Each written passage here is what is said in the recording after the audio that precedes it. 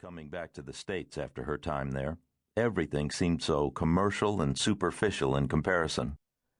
The time she had spent in India had changed her life, and probably saved it. She had left on the spur of the moment and been gone for over 6 months. Re-entry into American life had been incredibly hard. Everything she owned was in storage, and she had moved from Boston to New York. It didn't really matter to her where she lived. She was a photographer and took her work with her. The photographs she had taken in India and Tibet were currently being shown in a prestigious gallery uptown. Some of her other work was in museums. People compared her work to that of Diane Arbus. She had a fascination with the destitute and devastated. The agony in the eyes of some of her subjects ripped out your soul, just as it had affected hers when she photographed them. Hope's work was greatly respected, but to look at her, nothing about her demeanor suggested that she was famous or important.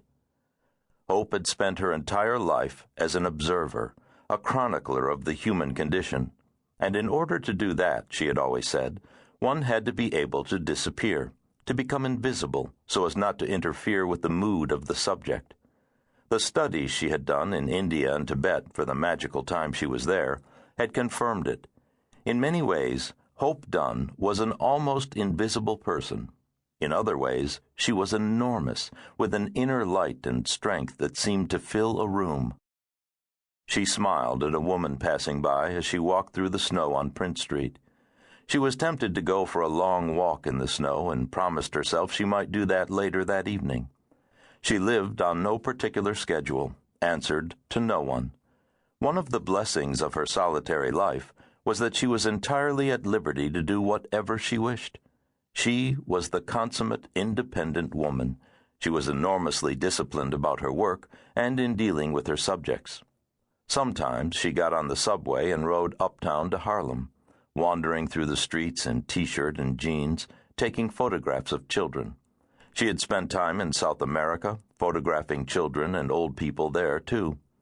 She went wherever the spirit moved her, and did very little commercial work now.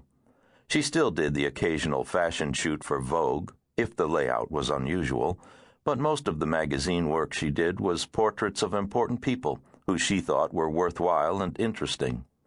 She had published a remarkable book of portraits, another of children, and was going to publish a book of her photographs from India soon. She was fortunate to be able to do whatever she wanted. She could pick and choose among the many requests she got. Although she loved doing them, she only did formal portraits now once or twice a year. More often now, she concentrated on the photographs she took in the course of her travels, or on the street. Hope was a tiny woman with porcelain-white skin and jet-black hair.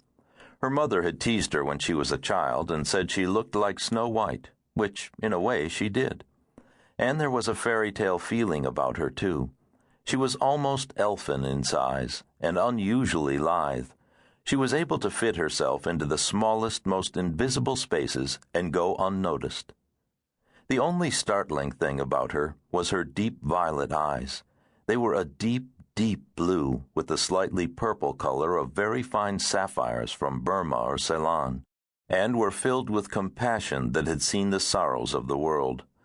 Those who had seen eyes like hers before understood instantly that she was a woman who had suffered, but wore it well, with dignity and grace.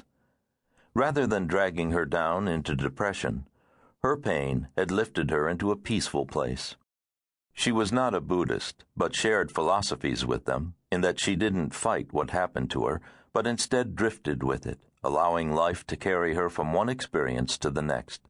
It was that depth and wisdom that shone through her work, an acceptance of life as it really was, rather than trying to force it to be what one wanted, and it never could be.